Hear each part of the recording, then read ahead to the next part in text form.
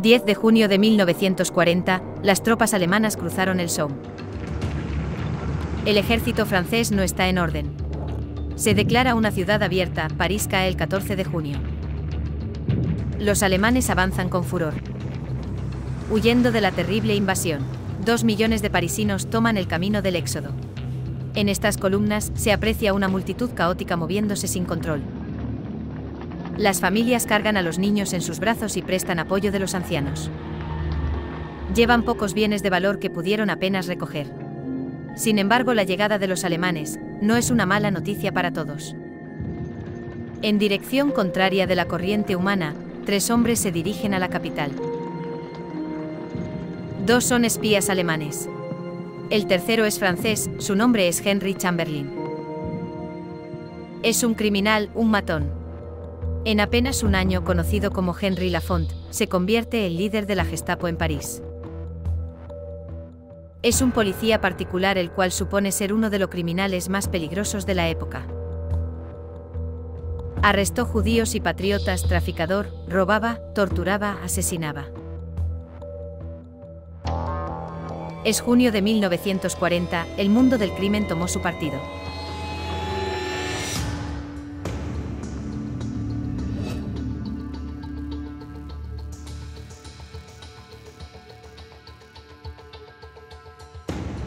Henry Lafont, el jefe de la Gestapo.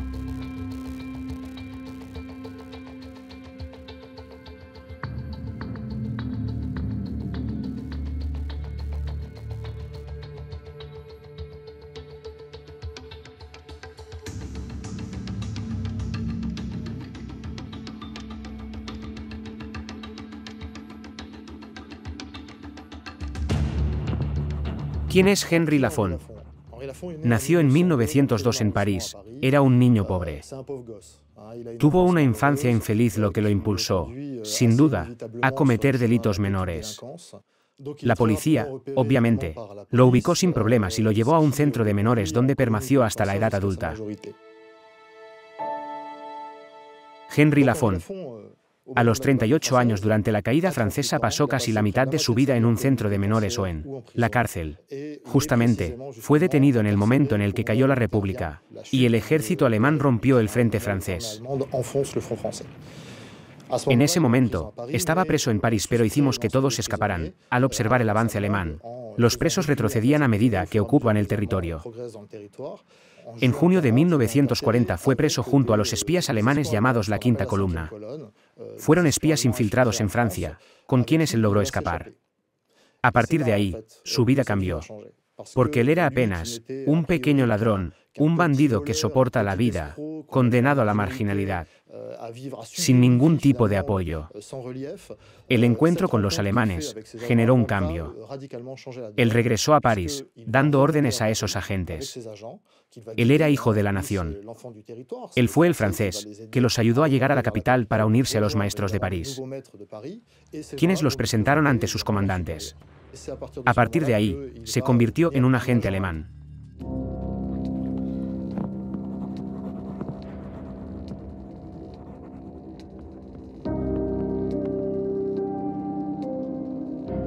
La Gestapo fue la policía secreta del Reich, que con el tiempo se convirtió como en una especie de policía política.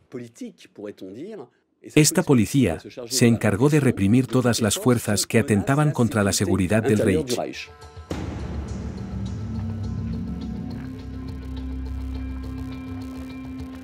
No habían suficientes alemanes en Francia para liderar el país, sin tener que reclutar agentes de apoyo local. Eso lo expresó Hitler en el Mein Kampf haciendo un llamado a la participación indígena. Este relevo tuvo éxito al encontrar personas dispuestas a ceder convirtiéndose en traidores, pues no tenían otro interés que el dinero. Y, por supuesto, los de clase media cumplían con este perfil, no eran adeptos a la política. Solo les importaban ellos mismos, o su grupo. Vivían al margen de la sociedad, no les importaba el destino de sus compatriotas. Al principio, se hacían llamar enemigos de la sociedad. Pero más que enemigos fueron traidores de la sociedad. Al final, les fue fácil dar el paso pues no sentían ninguna obligación moral.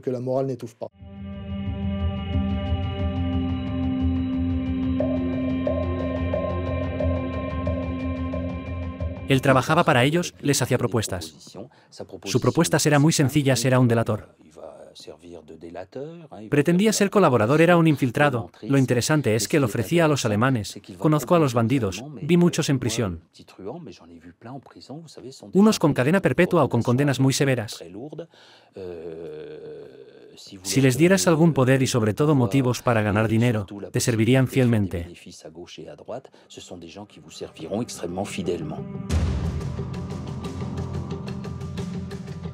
En julio de 1940 empezó a trabajar para los alemanes. Se dirigió a la prisión de Fresnes. Solicitó la liberación de cierta cantidad de reclusos, de una manera extraordinaria. Era una paradoja. Entendiendo lo que sucedía, la gerencia penitenciaria no se opuso, a pesar de que no era algo oficial y no tenía el apoyo de los alemanes.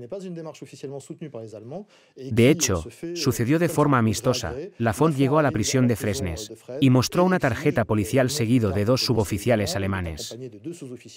Y exigió la libertad de los presos. Entre estos 30 presos había cobardes, personas de la base del mundo criminal inferior, pequeños ladrones, pero que eran buenos en eso. Una vez que eran libres, le rendían cuentas al jefe, quien era ahora el comandante Henry Lafont. Ellos se convirtieron en sus ojos y oídos. En fila, le informaban todo. Jan Ross, proxeneta mafioso. Cazauba, conocido como Daix. Dueño de bar, herrero, proxeneta. Chave, conocido como Nariz Caliente. Ladrón, traficante. Estebetegui, conocido como El Vasco. Proxeneta, receptador, ladrón. Para ser, según los alemanes, un Bubemann, alguien confiable, había que demostrar el compromiso con la causa nazi. Lafont no era un nazi. Era solo un oportunista, pero sí quería beneficiarse de los alemanes. Tenía que demostrar en la guerra, estar de su lado. Esto, luego después de la liberación de Fresnes. Los altos funcionarios alemanes no estaban contentos con eso, porque Lafont lo había hecho sin autorización. Este era el ejército alemán, oficiales de la tradición prusiana. Respetaban el orden y Lafont, en ese momento, julio del 40, estuvo a punto de ser arrestado. Pero luego, supo que los alemanes querían encontrar a Lambrecht de la agencia de inteligencia belga. Él se refugiaba en Francia en una zona, fuera del alcance. Adrien Estebetegui de Basque fue uno de los liberados. Vivió en Burdeos, pero tenía contactos en Toulouse. Toulouse era la ciudad donde Lambrecht se refugiaba. La historia parece increíble. Lafont hacía una incursión policial. Cogió su coche, se fue a Toulouse, y por algunas personas locales, supo dónde se escondía Lambrecht. Él tocó la puerta, le dio un golpe, se lo llevó y regresó a París. Fue tan simple como eso, es increíble. Todo pareció marchar bien. Los alemanes quedaron sorprendidos, así como lo estáis. Luego de oír la historia, no podían creerlo. El arresto de Lambrecht tuvo 2 consecuencias. La primera para Lafont. Se convirtió en alguien interesante ante la jerarquía alemana. Dijeron, oye, tenemos a alguien práctico y... La otra consecuencia dramática fue para Lambrecht y la agencia de inteligencia belga. Lambrecht fue maltratado e iba a ser deportado. Y su detención llevó al arresto a docenas, o incluso a un centenar de miembros de la inteligencia belga en Europa. Podemos ver el daño que causó Lafont luego de esta historia. Vemos a un hombre que pudo hacer tanto daño.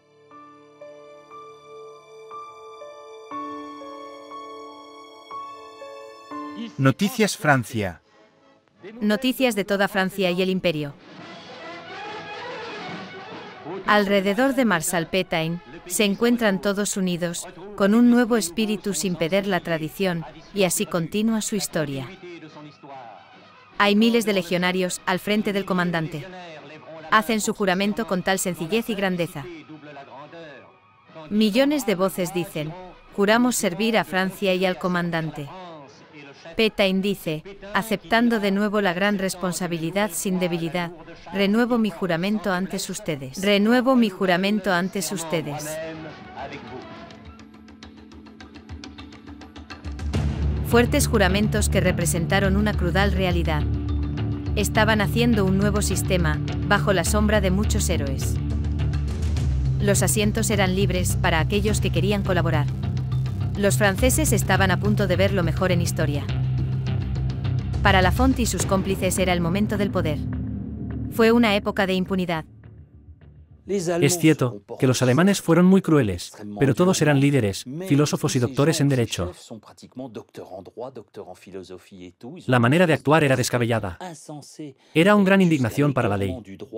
Así que no podías hacer nada estúpido. Atacaron las sinagogas, asesinaban. Había infiltrados entre la resistencia. Cambiaron todo el sistema. Así es como funcionaba la Gestapo de la calle Lauresten. Era diferente de otras Gestapos. No por su violencia o por la ambición. No por la maldad de sus miembros. Sino por el hecho de que en esa la calle 93 de Lauresten, estaba el bandido, Chamberlain, Lafont y un policía. No cualquier policía, se llamaba Bani. Boni estuve presente en el caso de Stavisky. Él fue reconocido como el primer policía francés. 1934 Alexander Stavisky, estafador, malversó 200 millones de francos del crédito municipal de Boulogne. El escándalo afectó al Estado, y el 7 de febrero las ligas fascistas marcharon hacia la asamblea. El inspector Bani, quien se encargó de las pruebas, permitió que la investigación progresara y calmó a la gente. Para él fue un momento de gloria. Bani era corrupto, así como algunos de la policía. Fue destituido, pero creó, así como la mayoría de sus seguidores, una oficina de policía privada, especializada en la provocación, el divorcio, adulterio. Para él, era su bastón de mariscal. Bani fue un buen policía, era corrupto, pero era un buen policía. Él convirtió a la Gestapo. La hizo eficiente, a diferencia de cualquier otra. Los alemanes tenían un plan. Presentaron Bani a Lafont. Querían unir el instinto depredador de Lafont, el matón que tenía contactos por todos lados, y quien dio a conocer sus alianzas a los jefes, en París, con el lado investigado y administrador. Ese era Bani, hacía los registros, creaba archivos alfanuméricos, administraba la institución en la calle Lauresten. Se encargaba de la contabilidad y participó en los interrogatorios. Era bueno haciendo preguntas, estaba entrenado. La unión de Bani y Lafont fue apoyada por los alemanes, creada por los alemanes. Ellos formaban un binomio. De hecho, en la historia se conocen por ser Boni-Lafont Group. La Gestapo en Lauresten, Carlinge, se conocía como el grupo Boni-Lafont, siendo Bani por siempre la segunda mano de Lafont.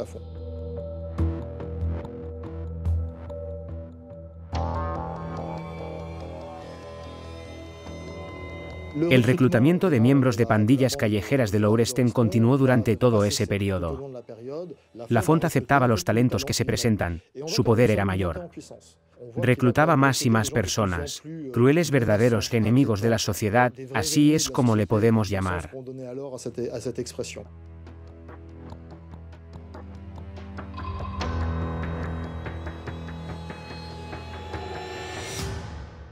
Algunos son Abel Danos, conocido como Mamut, el apuesto Abel Bibil, Buffalo Bill.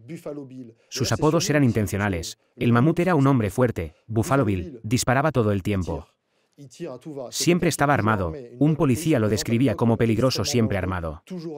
Esperaba que llegaran los refuerzos. Era muy peligroso. Fue un legendario de los negocios. Era amigo íntimo de Pierre Loutrel, quien, en la historia, formó parte de una banda llamada Pierrot Le Fou. Conocía a Joatier, un futuro rey. Conocía a Georges Boucheseiche llamado el Gordo Joe. Fue amigo de Émile Bouisson. Luego, fue enemigo número 1. Con Abel Danos, se inició una gran movocracia.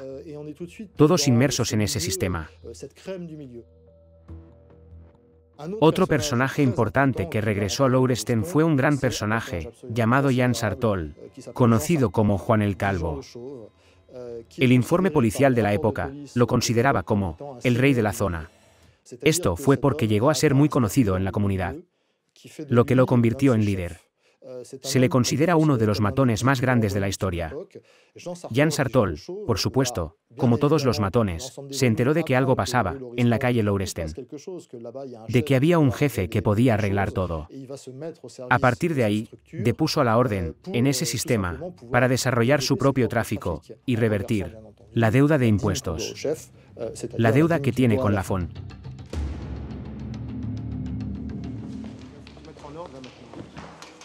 Le lendemain, je l'ai retrouvé rue Lauriston.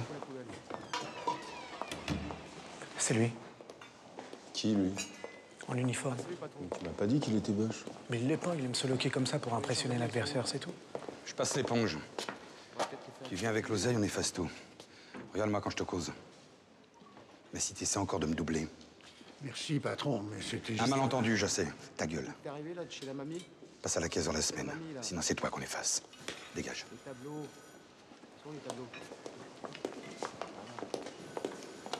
Il est bien luné, on y va. Patron, pardon, je voudrais vous présenter un copain, un très bon copain. Léon Jabinet. Léo pour les dames. On a partagé la même cellule à Fresnes il n'y a pas si longtemps. T'étais tombé pourquoi? C'est un violent. On dirait pas comme ça, mais il connaît pas sa force. En plus, il est un peu fêlé. Présentement, il est dans la panade. Ah bah tu connais le tarif. C'est 40 000 balles. Pero, ¿qué significa ser un miembro de la Gestapo en la calle Lourestein? Significa, sobre todo, en la jerga de la zona, tener el cartón.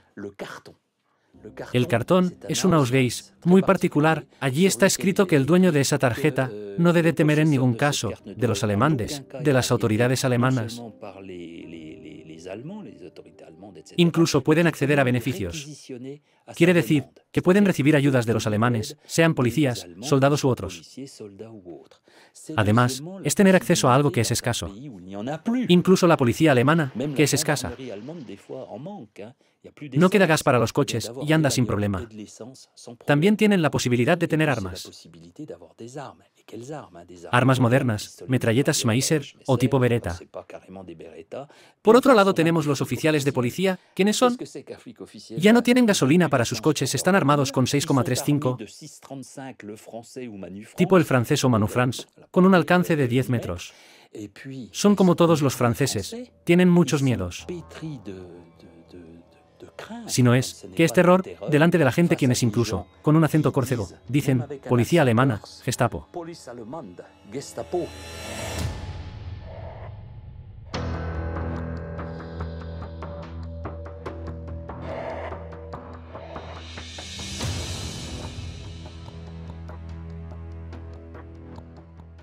Ahora podían robar. Buscaban todo. Podían robar. Embargaban todo. Ellos chantajeaban. Era simplemente como imputar una multa, como si fuese un proceso oficial. Aquí se ve un cambio en los valores, que sucede normalmente en tiempos de guerra, durante un colapso moral. Noticias Francia. Desde el Océano Ártico hasta el Mar Negro, o lo que es igual a 3.000 kilómetros, fue ocupado por las fuerzas alemanas. Las fuerzas del Occidente se comprometieron a luchar. Se dio inicio al ataque más fuerte registrado en la historia.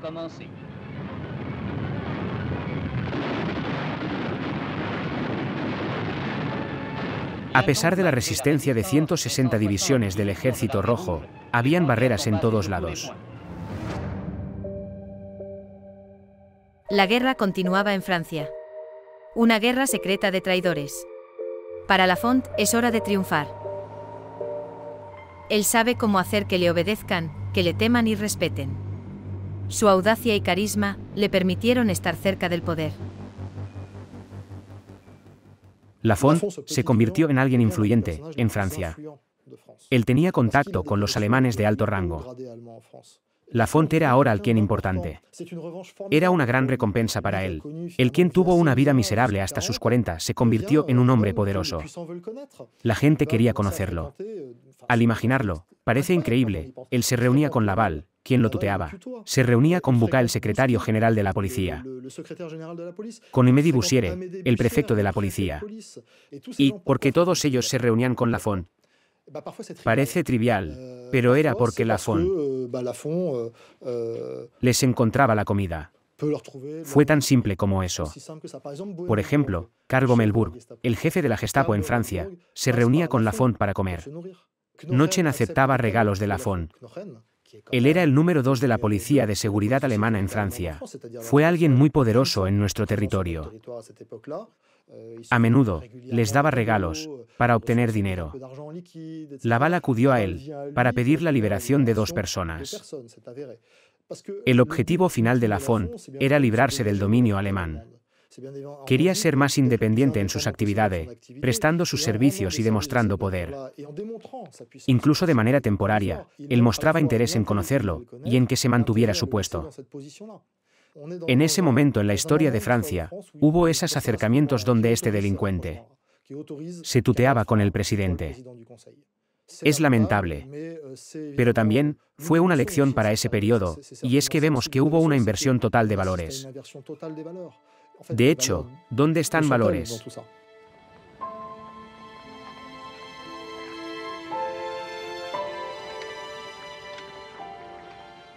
Había que retratar este sistema.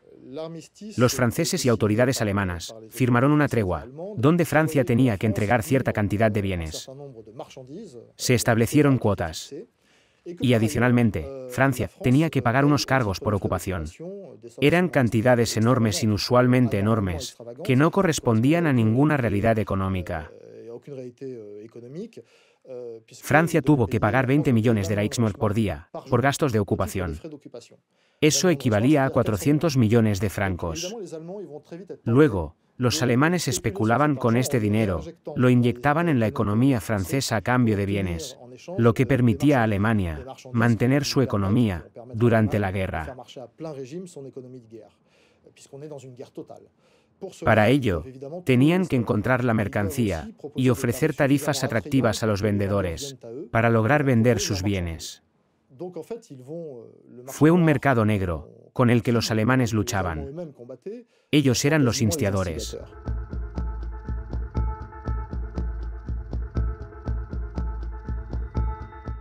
Los alemanes usaban estos circuitos paralelos, y gracias a la cantidad de dinero que tenían, se empoderaron de la riqueza nacional. Desde metales no ferrosos hasta vino. Y en esta galaxia, existió lo que se llamaba Bureaus de Achat.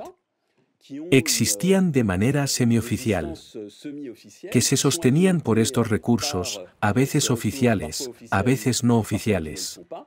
Esto permitió a Alemania beneficiarse del mercado francés, los cuales garantizaban muy buenos márgenes. Al intervenir en estos procesos, los agentes franceses de la Gestapo demostraron ser buenos comerciantes. Los intermediarios preocupados se alistaron para los peor.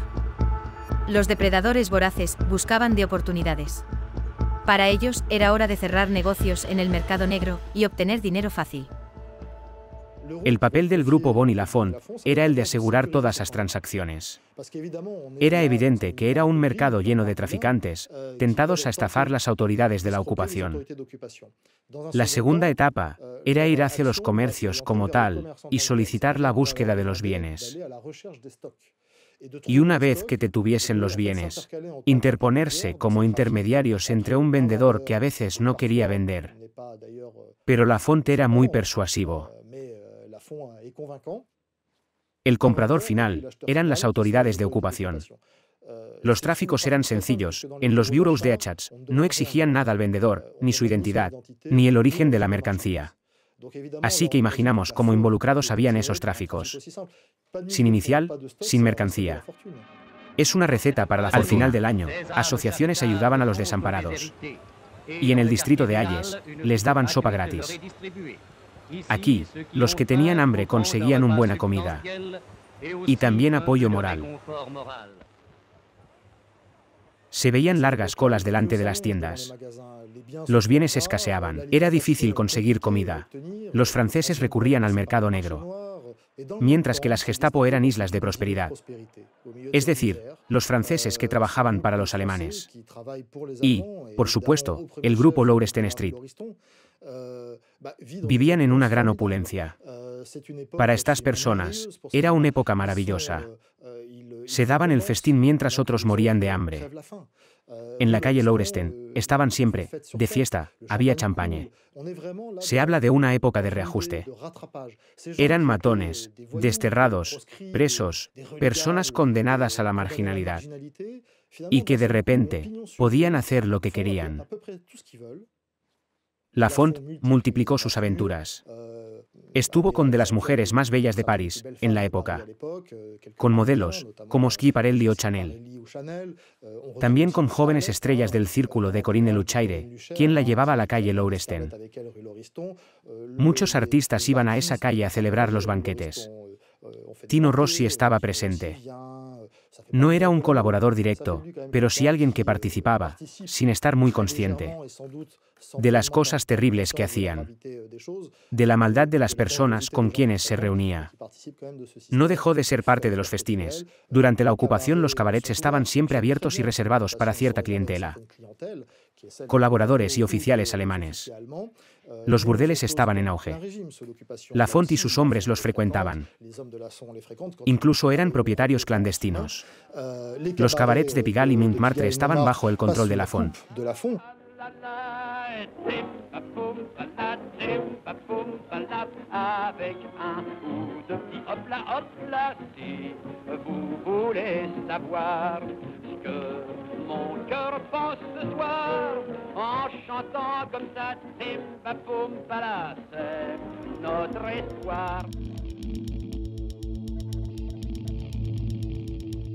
Así fueron los años de estos hombres de Laurestin. Años resumidos así, noches de celebración y diversión. Y durante el día, vendían bienes o hombres a los alemanes. Sin embargo, había que reconocer la importancia de estas actividades.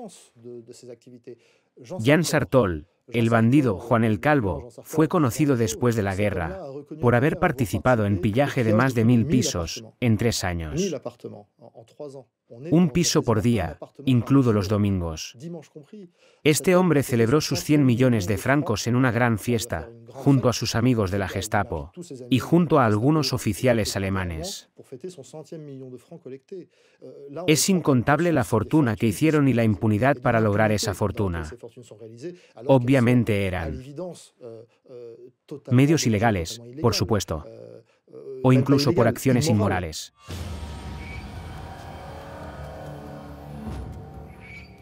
Y evidentemente por los negocios con los alemanes. Es decir, represiones como parte del servicio.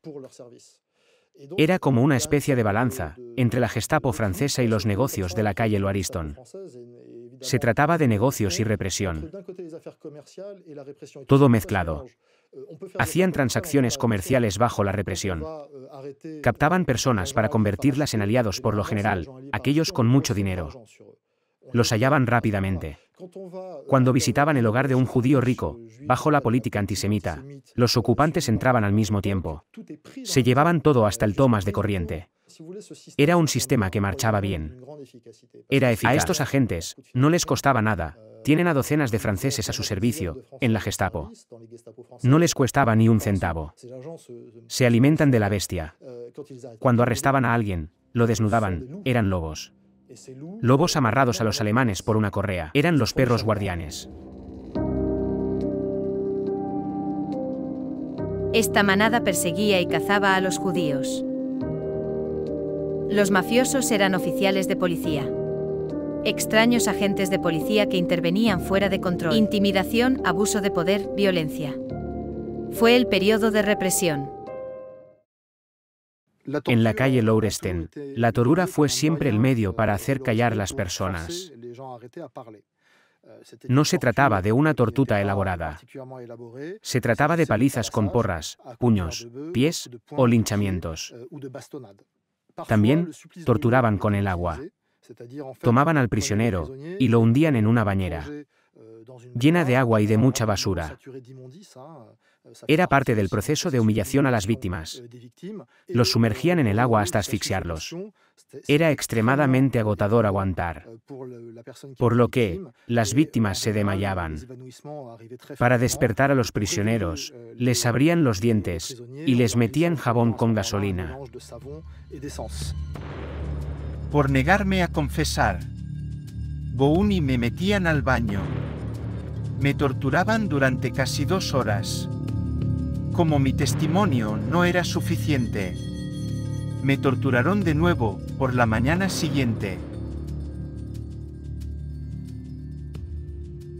Era una tortura constante. Se multiplicaba. Llegaba a los extremos. Era terrorífico, extremadamente agotador.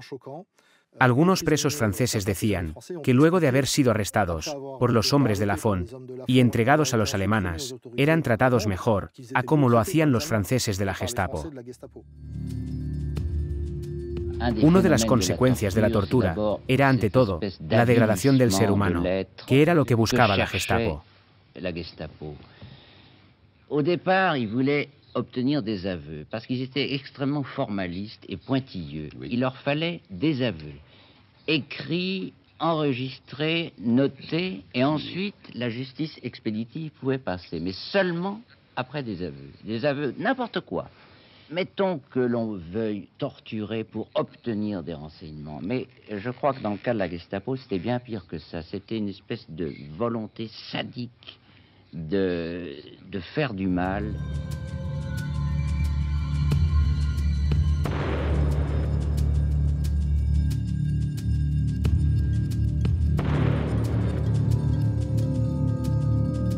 La calle Lauresten se destacó por la lucha en contra de los franceses. Por lo tanto, tenían muchos infiltrados en las redes. Y habían personas que obviamente iban a traicionar a las organizaciones. Para conocer bien las redes, la Alianza soportó más de 400 arrestos.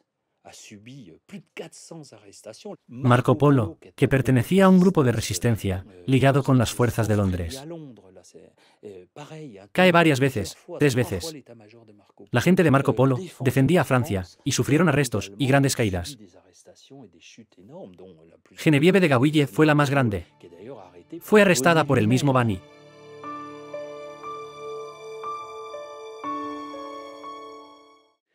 Los alemanes tenían mucho cuidado de las propagandas.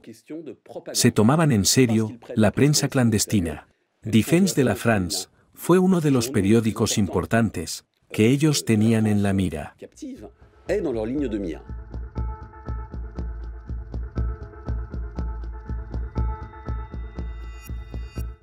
Había mucho rastreo policial, por lo que los individuos eran arrestados en sus casas o en sus lugares de trabajo.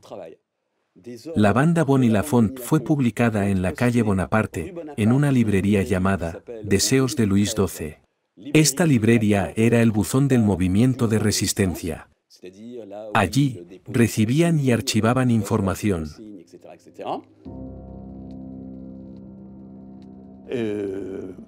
Tenía documentos en un sobre para entregar.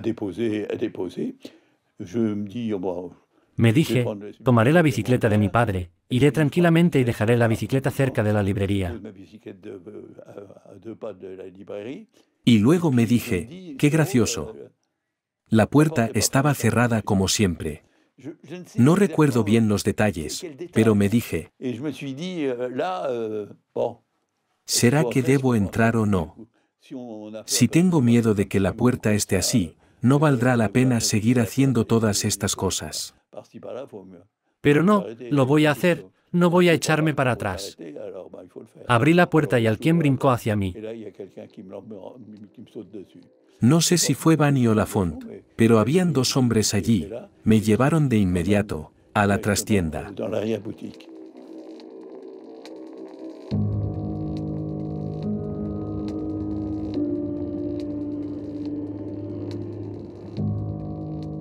¿Cuál fue el resultado de esa operación?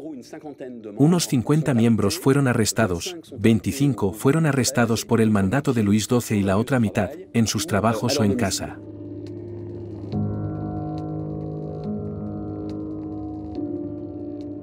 Pasé la noche del 20 de julio de 1943 en prisión de Fresnes, y no salí sino el 20 de enero de 1944. Luego me trasladaron en tren hasta Grunwald, y de ahí hacia otro lugar en Austria, a Mauthausen.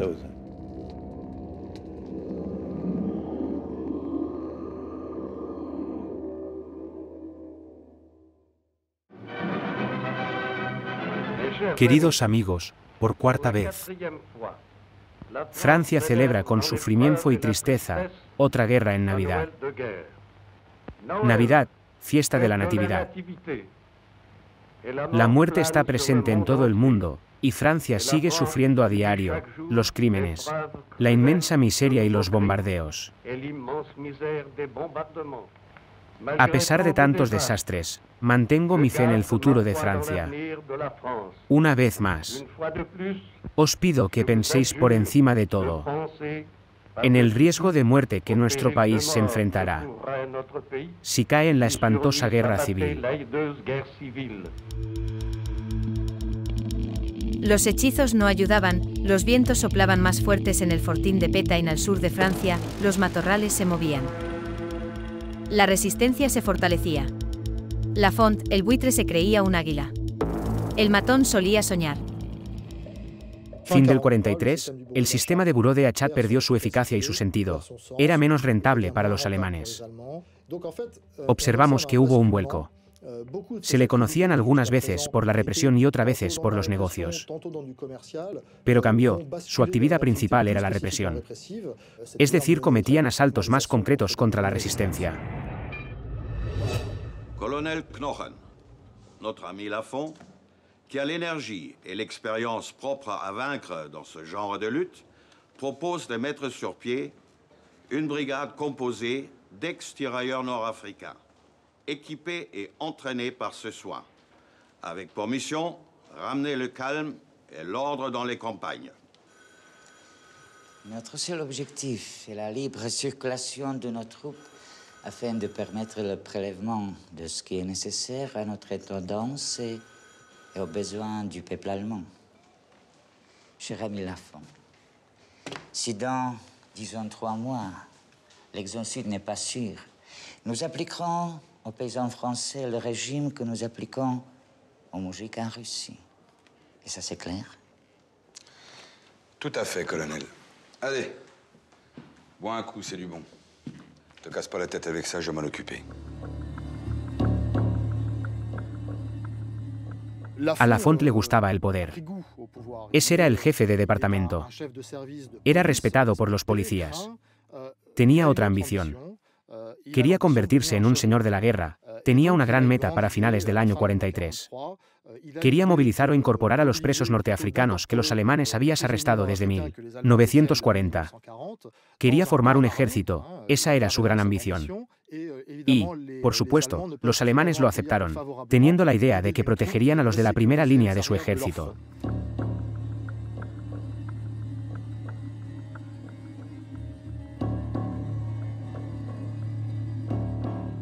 Era una población pobre, mal educada, compuesta principalmente por operadores, jornaleros, camareros. Entre ellos habían unos seguidores, pocos delincuentes. También algunos eran asesinos. Es fácil ver por qué se involucraron, los de la Brigada de Norte de África, en primer lugar y sobre todo para tener un mapa y estar protegido de las investigaciones policiales. Se unieron al Orderblatt y se convierten en soldados de las SS. En esa ocasión, Lafont recibió el rango de capitán, Bani y los 5 jefes se convirtieron en tenientes. Para los gestapistas de la calle Lauresten, legó la represión, luego de la derrota del Reich. Fue una represión salvaje sin límites. Lo que angustiaba a los rebeldes. Una brutalidad. Saqueaban. Violaban. Fue el tiempo de las masacres.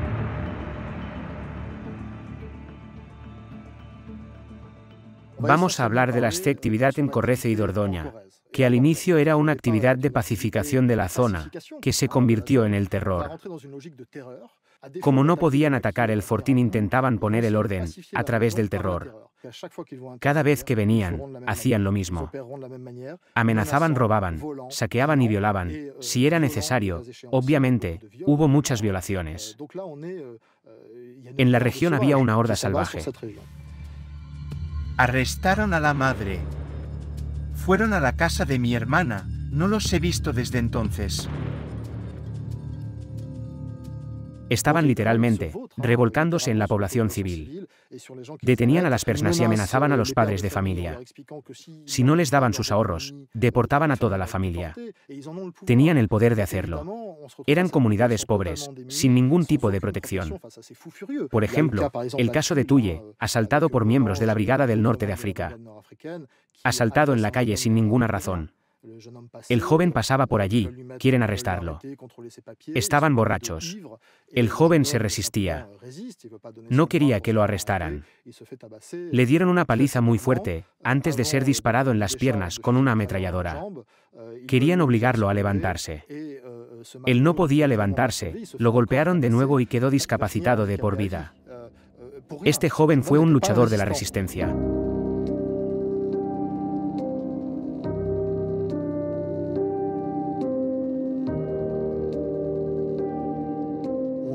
Seguía el camino de la Brigada Norteafricana. Un camino cubierto de sangre, lleno de gritos, miedo y confusión. Se veían más de 100 víctimas. Fueron muchas las ejecuciones realizadas por la Brigada Norteafricana.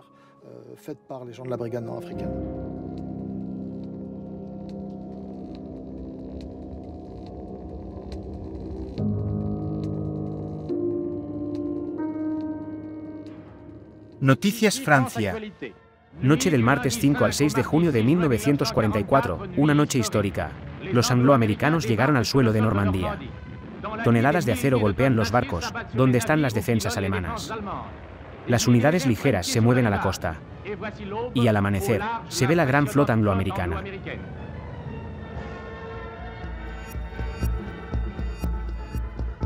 El 13 de agosto de 1944 algunos de la brigada retornaron a París. La mayoría ya estaban de vuelta a casa, Lafont ya estaba en casa. Disgustado, por cierto, no tanto por la actividad de estos hombres, sino por la sensación más clara de que el juego llegaba a su fin.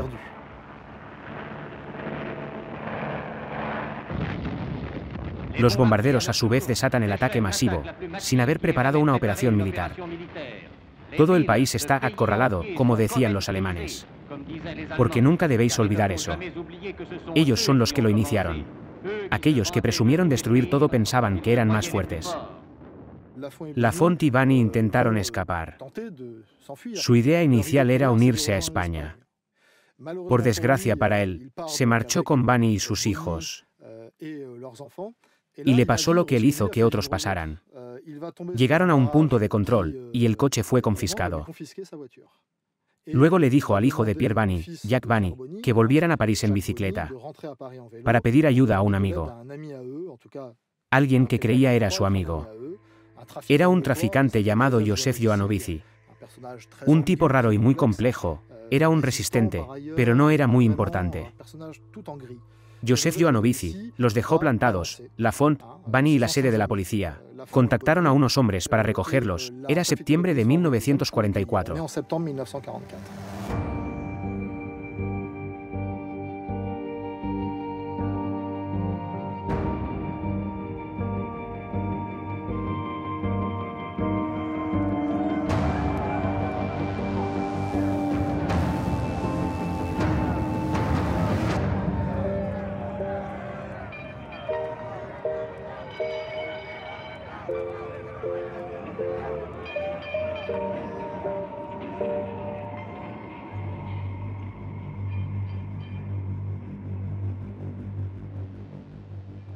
El juicio de Lafont comenzó en diciembre de 1944, y los miembros de Louresten fueron arrestados.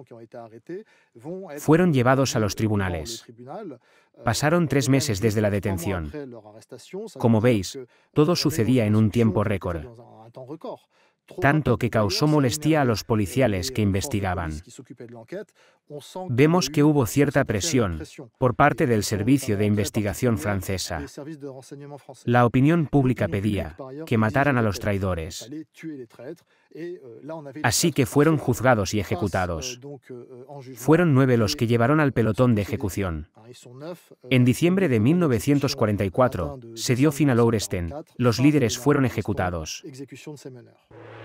Los franceses ejecutan a los traidores. En el Palacio de Justicia, 2 traidores fueron sentenciados a muerte por ayudar a los alemanes. Son Lafont y Bani, lo que veis con uniforme alemán. Los traidores fueron condenados a morir en un pelotón de fusilamiento, compuesto por FFI. ¡Qué error matar a estas personas, así de rápido! Había tanto que contarnos. Fueron fusilados en diciembre del 44, y la guerra continuó por 7 meses más. Diría que tal vez los mataron muy rápido. Como si no hubiesen querido que dieran más cosas. Tal vez hubo mentiras, claro, pero creo que ya sabían varias cosas. Varias celebridades que tenían roles políticos durante la Cuarta República no eran del todo inocentes. Se relacionaron con Lafont y la Gestapo de la calle Laurestin.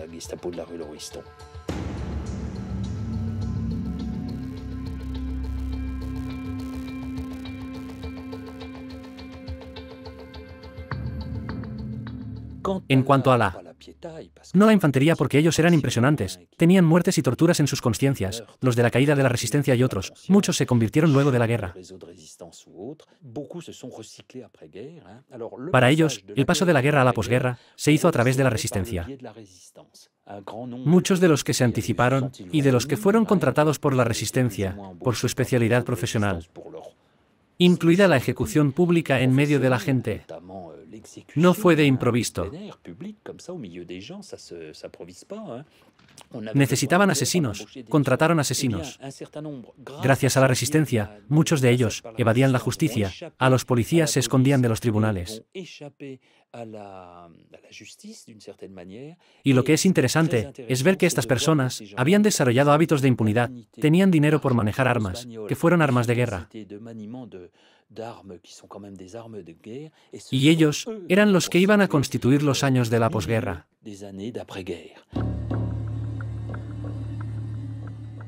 No dejaría de mencionar el caso de Hugues Stricker, quien, en ese entonces, se volvió famoso a nivel internacional, bajo el apodo de El Viejo. ¿Cuál fue su papel durante la ocupación junto a Lafont? Se ocupaba de los grupos de crimen organizado, en Pigalle y Montmartre. Hugues Stricker se fue a España y luego a América Latina, quien gracias a tus contactos de la región de Córcega y Marsella, se convirtió en el contacto principal de la red francesa. Esta red de contactos franceses se les llamaba más que todo la conexión corcicana. Estas son acusaciones falsas y sin pruebas. Y una acusación sin pruebas no tiene validez. He logrado el fin de la guerra en Argentina, monté restaurantes franceses. No había ninguno. Por único por lo que podéis culparme es por haber tenido una clientela de traficantes. ¿Fuiste condenado en Francia? Fui condenado cuando era joven. Tenía 14 años y medio. Me acusaron por portar armas y de intento de asesinato. Por otro lado, los gestapistas sabían cómo reciclar muy bien. Pierre Loutrel, conocido como Pierrot Le Fou, se estableció después de la guerra, el día después de la guerra, hasta 45 a 46, y era parte de la llamada la banda Front Pool. Aumentaron los robos y los ataques armados. De hecho, fueron leyendas. ¿Y quién estaba en el equipo? Sus allegados y amigos. Estaba Hoatier, quien fue el líder en París hasta finales de 1950. A principios de 1960 estaba Abel Danos, el famoso mamut. También, Georges Boucheseiche, quien fue un matón importante, en la década de 1960. Quedaban muchos. Varios ancianos, tal vez no gestapistas directos, pero personas muy cercanas a esta estructura, que servían de colaboradores. Ellos quedaron en la posguerra en asociaciones delictivas.